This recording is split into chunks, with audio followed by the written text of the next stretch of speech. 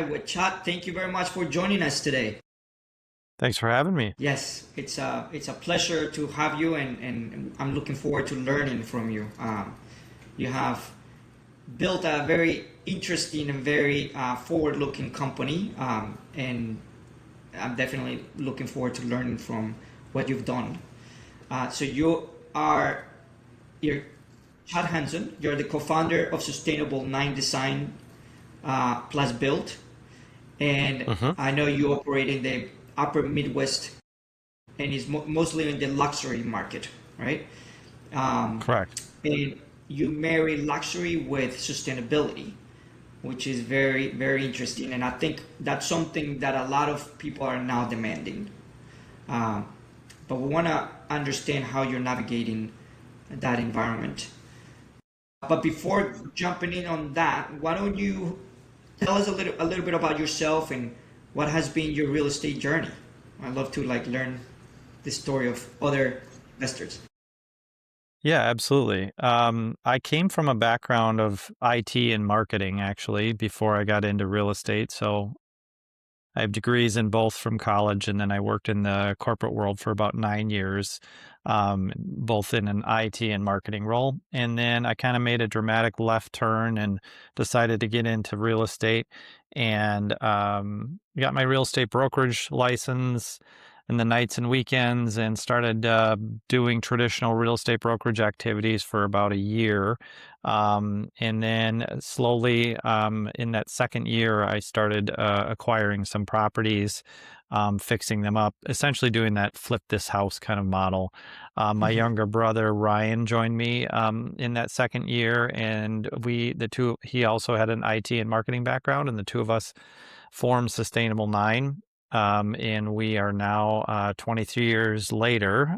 We have a team of 16 people made up of interior designers, project managers, construction staff, and marketing and finance people. And so our goal with our clients is to build healthy, energy efficient, sustainably focused homes, and most of those end up being quite luxurious and more of a modern aesthetic. That's certainly what our firm is known for, and so we've been focusing on that for 23 years, and it's been a really great run, and happy to talk to you more about it.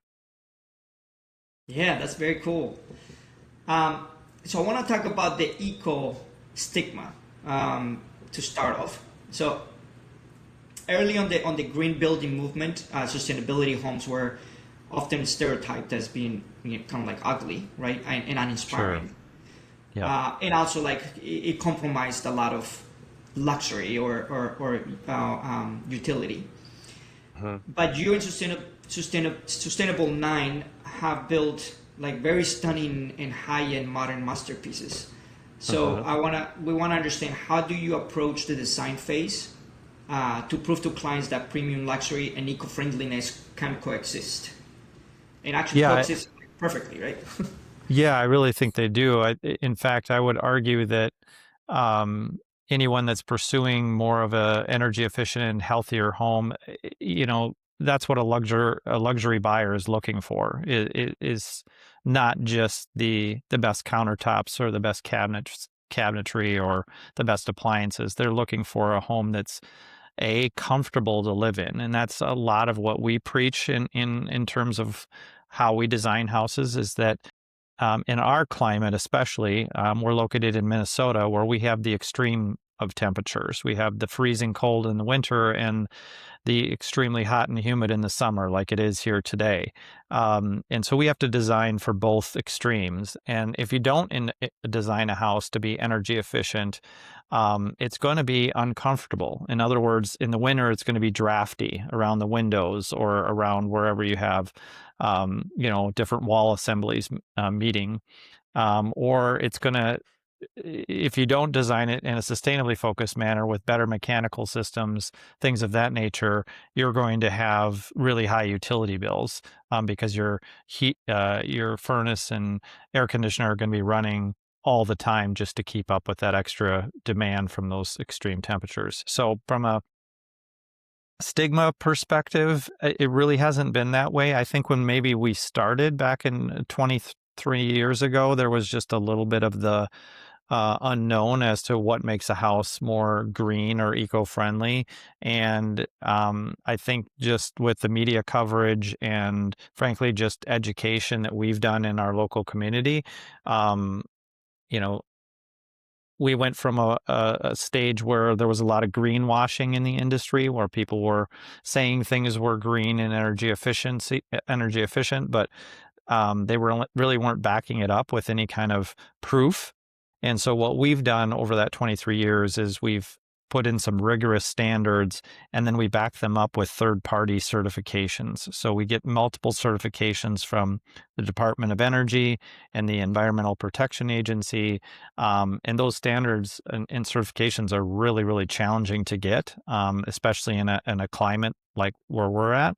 And so it requires a whole business process, if you will, or a design process that's extremely thorough and rigid, and a series of checklists that we have to mark off as we're going through the design and build process. And so our clients, we usually have in every case, we have a kickoff meeting where we first meet a client and we'll talk about architecture and interior design, of course. But then in the very next meeting, we have about a 2 to 3 hour meeting where all we talk about is sustainable focused topics. So whether that's energy efficiency or the healthiness of the house or the different ways that we can power a house with either solar or geothermal or battery backup systems. And we walk through all the mechanical options that a client has, and even things like triple pane windows and the different brands that we work with, how we frame differently, how we insulate a house differently.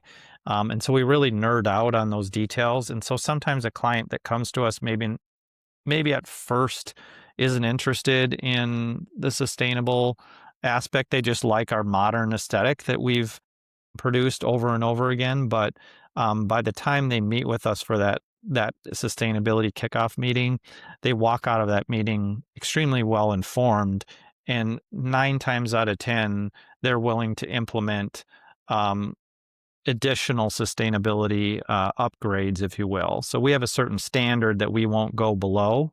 For example, we only put triple pane windows in all of our homes. We have a superior insulation package. Our mechanical systems are, very, very energy efficient. And then we have to get those third-party certifications on every house. But beyond that, solar, for example, we're roughing in every house for solar. But if clients want to take the extra step and install solar panels on day one, we'll help them through that. Or they can install it 2, 3, 4, 5 years from now because we've already prepped the house from a structural engineering perspective and ran all the wiring for those solar panels to be installed later. So I would say that we are sought after for really 2 major reasons: the sustainability piece, of course, but then also our modern aesthetic. And even if they're just choosing us for the modern aesthetic, they get a whole heap of information from us pretty early in the process. And then that dictates essentially how we design the house in terms of window placement and roof lines and all of those kinds of things. Got it. So when you were flipping houses, were you also focusing on sustainability or high-end market, or just whatever made money? In the beginning, it was a little bit more of we had to make the numbers work. And so one of the things we did immediately, though, is I kind of got in the business out of frustration, right? I was in IT and marketing, and I was looking to build my very first home myself. And I couldn't find another local design build firm that really cared about sustainability or knew really anything about the toxicity in our houses, or how to make a home more environmentally friendly. And so it was kind of just a light bulb went off in my head, and I just said, I think I'm gonna make a career change here, and so I want to niche down, if you will, and try and make this a core part of who we are. And so in the very beginning, yes, it was more numbers focused, but we did little things like we always used LED light bulbs, for example. We used paints that had either no or low VOCs, volatile organic compounds, things that didn't off gas. We used water-based polyurethane on our floor, hardwood flooring finish instead of an oil-based finish.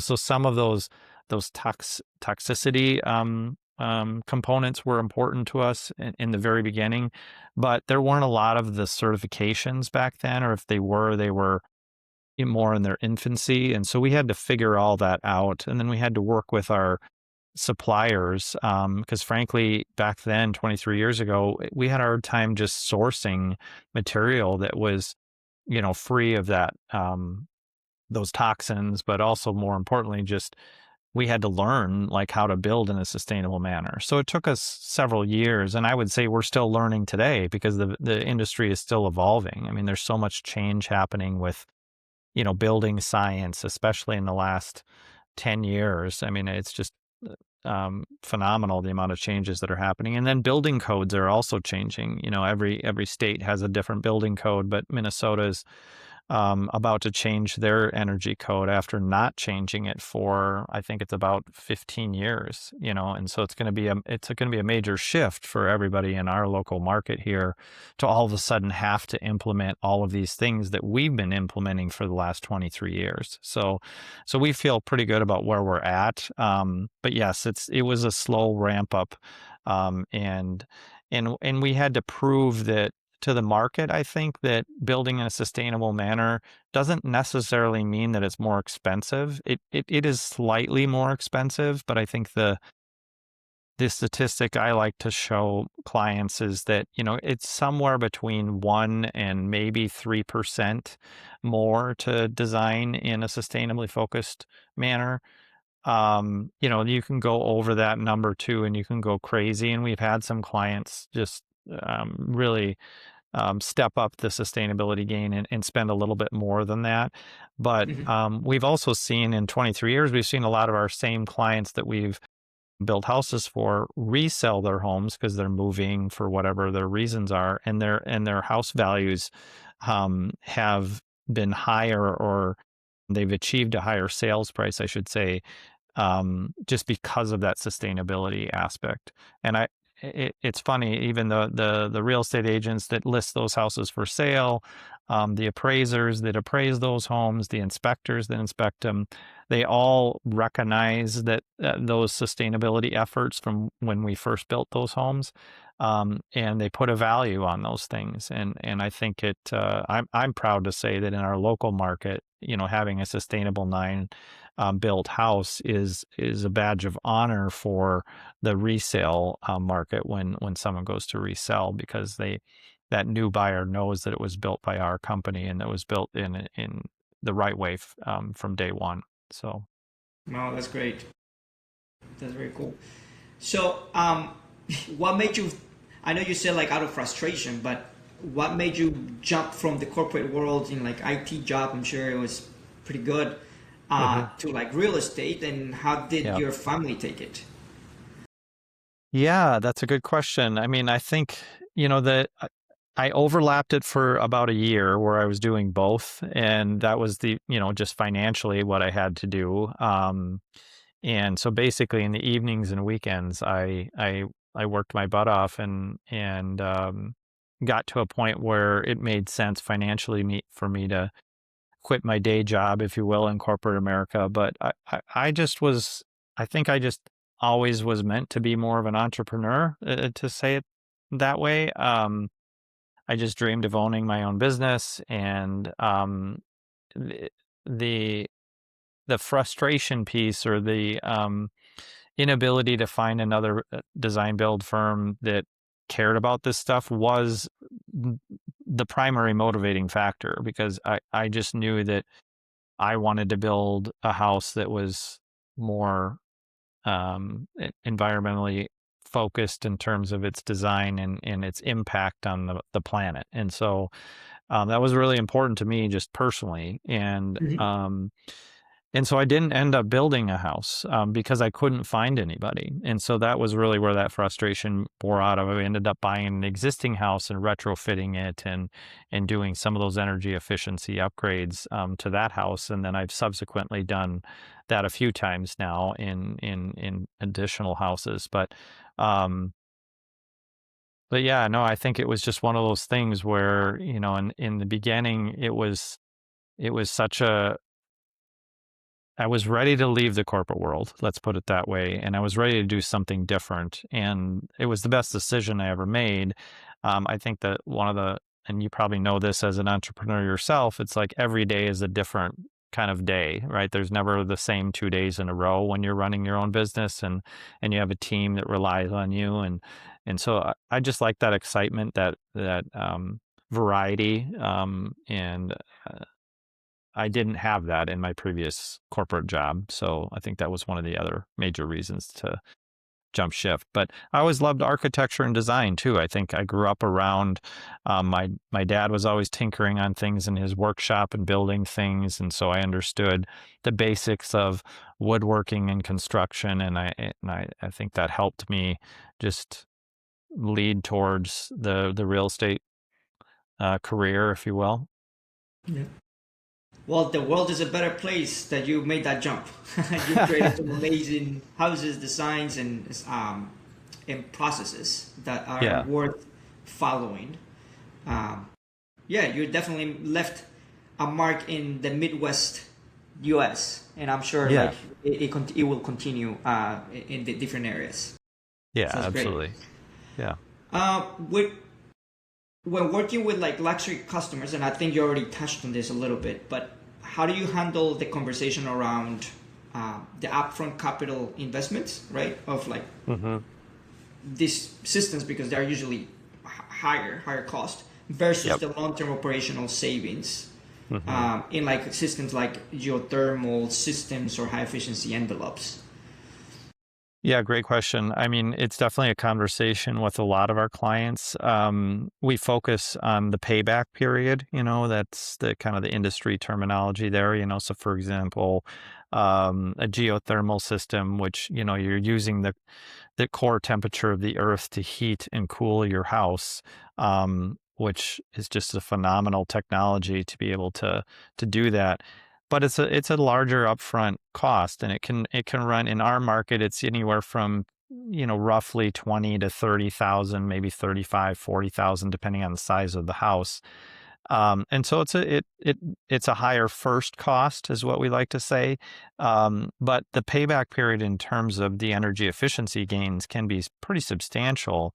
And so it depends again on the individual home and how it's designed, but you can see that payback period being somewhere between 6 and 15 years for a geothermal system. So for not every client, it makes sense. Sometimes the particular lot that they own um, just wouldn't work for the space requirements we need. But if they have the space, um, and they plan on being there for, let's say, at least 10 years, then it kind of becomes a little bit of a no-brainer, because after that 10-year period, they're essentially getting free energy, or they've paid that system off. And we have that same conversation about solar and windows and insulation and things like that. And so that 1 to 3% range is really for the extra cost for better insulation, better windows, better framing techniques, but just better all overall building science and mechanical systems.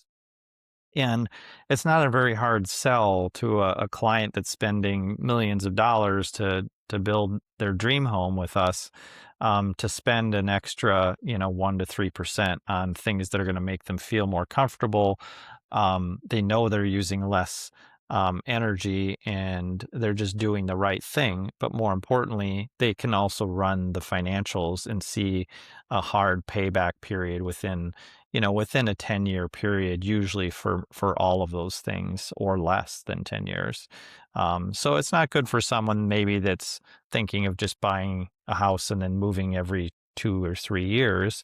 Mhm. However, the resale value is potentially much higher. So I would argue, from a payback perspective, you're getting it kind of both ways. You're getting it from your your energy bill, but also on your sale price of your house someday. I was going to say that, yeah. I'm sure those houses, the resale value is a lot higher. Y- yes, for sure. And the modern aesthetic helps a little bit too. I think not every, in the Midwest here, um, we're slow and steady in terms of adopting new trends. We're not as bleeding edge necessarily as the East or West Coast when it comes to architecture. Although Mhm. our team, I would argue, really pushes the envelope on some of those things. And that was also a missing piece in our marketplace. There was very few firms that I felt like really specialized in modern architecture and interior design. And we made a goal. We started out doing traditional or transitional style houses for the first handful of years, because that's just what everybody else was doing, and it just wasn't what we really wanted to do. And so it felt very risky at the time. I remember the first time we did a very modern home, and we had it on one of our local home tours. The Parade of Homes is a big deal here in the upper Midwest. It usually has about 400 homes metro wide that are on the tour, and thousands of people come out to visit these homes every spring.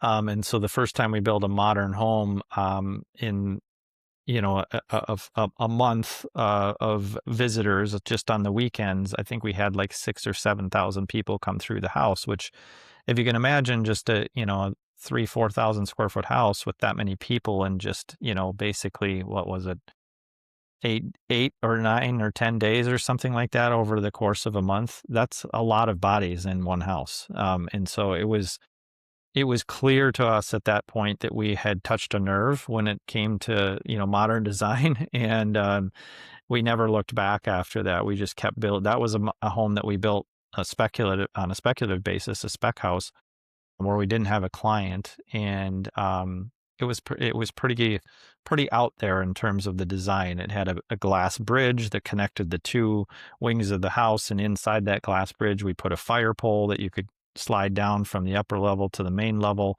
And so that just kind of left a mark, I guess, in the local community's eyes. And we developed kind of a fan base, I think, both from the sustainability side of things, but also the modern aesthetic. And so now when we're on these house tours, the house tours, by the way, have exploded here. Now we have, I think, 4 or 5 major house tours throughout the year. We started, the Parade of Homes started in Minneapolis like 60 years ago, and now there's a spring and a fall tour, and then there's a luxury tour called the Artisan Home Tour that happens in the summer and then in the fall as well. And so we usually try to have one home on each of the two Artisan Home Tours, and that's more of a select group of about 20 to 30 homes metro wide that are featured on those tours. And we still see the same faces coming in that we met 20 some years ago when we built that first modern house. And so it's exciting to see that we um, made such an impact and have those types of fans that come through our houses. But and so anyway, it's been a good run. Very cool. Yeah. So how are you guys using AI in your operations, and how do you see that's transforming the industry and your business? How do you see yourself using it as well?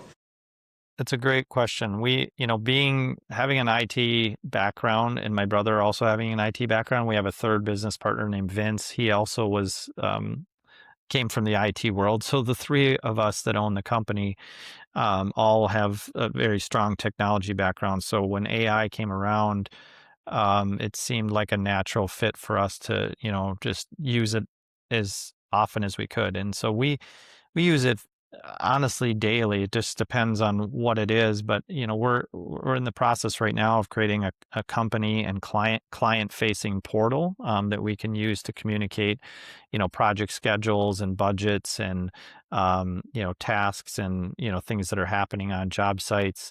And then really put some better management dashboards together, just in terms of financials and the health of the company.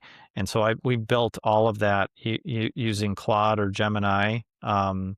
We use it for analysis all the time. If we're researching properties to purchase or develop ourselves. We're doing a lot of that research using AI. I actually built an AI kind of training platform for our employees to just kind of so that they could use it in their day to day. So, for example, we have 4 interior designers on staff, and the that particular industry is changing quite a bit because of AI, and so we wanted to be at the forefront of that and make sure they're using AI tools for helping them render interiors to be photorealistic. And so I developed essentially a 12-month program to train our employees on all the different ways that they can use AI in their day-to-day business. And even our project managers are using it. They're snapping photos and taking notes when they're out on a job site on their iPad, and marking things and saying, this was completed this week, and this is on schedule for next week. And at the end of every week, then when they send their Friday status updates to a client, they're using AI to compile all of that information and put it into a really nice and easy to read format. One of my project managers, just as an example, he used that summary to create an infographic because the client was having a hard time understanding a particular concept, and so he put all his thoughts into Claude and produced this amazing looking infographic that was much easier for the client to understand. And so from that standpoint, it's made us way more productive. We've certainly saved a lot of hours, and we even used it in our recent hiring practices to, when we've looked at hiring people and sorting through resumes and things like that. So, yeah, I Makes feel sense. like Yeah. I feel like I'm in it every day now, so it's just kind of become the Yeah. default. Even basic things for just crafting emails or status updates and things like that, of course. But I'm really excited about the portal that we're developing, because we've been using, I think the promise of it has been that we can hopefully save some time and money on different tools, third-party tools that we use, and that's the hope, and I see that happening relatively soon, where we're paying potentially thousands of dollars a year for different third-party platforms to manage our business that we're going to now develop ourselves and bring Yeah. in-house. And so Yeah. that's pretty exciting, just from a company bottom line perspective, is that we're going to be able to save some money by ending those subscription services. That's cool. Yeah, it looks like you're already well on your way on the transforming your operations using to use AI. I think that's Yeah. definitely critical for anybody in business today. Yeah, Um, absolutely. Yeah, that's great. I wouldn't want to be behind on that. I mean, Yeah. the thing we struggle with a little bit is, the whole the energy usage that AI takes, and so that's hard for a sustainably focused company to also be using something that uses so much energy. But we try to offset that energy use with our own um, you know, contributions to different environmental causes, and eventually having solar panels and things like that on our building is our goal, when we can afford to do so. Mhm. Um, but I'm hoping that the AI industry, kind of figures that out. If Elon can power data centers from space, maybe that's the solution. I don't know, Yeah. but that's a little bit above my pay grade. But in the meantime, we're gonna try and use it as responsibly as we can. Yeah, it's exciting how everything is moving so quickly, but there is like these whole new horizons, right? That are Hmm. making that all these advances are making possible. Like just go and explore space and also create um, new materials coming from space and data centers as well. Yeah, And AI is making all that become awesome. possible a lot quicker. Right? Yeah. Even mine Bitcoin, in universe, and out in space, and you can actually get away from so many redundancies and so many inefficiencies in our current financial system. Right. Yeah, Exactly. it's very interesting. Yeah. Well, one last thing that you would like to share with the audience on any other lessons learned that you would want to provide on anybody starting out or working in the industry? Yeah, I think for those starting out, I used to attend a local RIA, a real estate investment group that meets monthly, and I haven't attended in a long time. But I bet my brother and I used to go to it every month for about a 10-year period. And the reason we kept going is because we were just absorbing and learning information from all the different ways of how to um, I call it the disease of real estate, right? It's like there's a lot of different ways that you can um, set yourself up for success in this industry, whether it's buying and flipping houses or buying investment properties and getting the cash flow from that. And we've done all those things and dabbled in them, and I think we've settled onto one niche, which is Sustainable Nine is a luxury focused, sustainably minded company. And that's really what's set us apart. And that's the niche that we chose. And so I think getting exposure to as many of those different real estate investment opportunities and different ways that you can make a living in the industry is important. And so I would encourage joining a local real estate investment group. If you don't have one in your community, start one. Get a meetup going. There's always people that are interested in real estate in any community that are willing Yeah. to sit down and have coffee and talk about it. And so I think we've met so many amazing people through that, and I have lifelong friendships because of that. And frankly, just a whole investor network that I wouldn't have had it had we not attended some of those meetings way early on. So that's how I would encourage to do it. It's usually very affordable to attend those RIA meetings, and get your feet wet that way, and then find a niche. That something that you're passionate about. For me, it was the environment and doing sustainably focused things. But if that's not for you, find your niche, whether that's Airbnb or managing properties or being a broker or flipping houses. There's so many different routes you can go in this industry. Yeah, I agree completely. Well, Chad, thank you so much for your time today. Yeah, you bet. This was very insightful, and I'd love to continue being in contact with you and hopefully work together.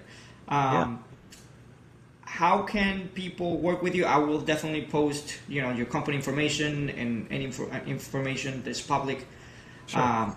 in the show notes. But anything else that you want to provide, or how can they work Yeah, I with you? think just reaching out to us on any of the social media platforms we're just at sustainable and then the number 9, sustainable 9. So Instagram, Facebook, LinkedIn, X, whichever is your preferred method. And then, I'll see it, and I'm happy to answer any questions that people might have. Great. Well, thank you, Chad. Yeah, thank you. Appreciate it.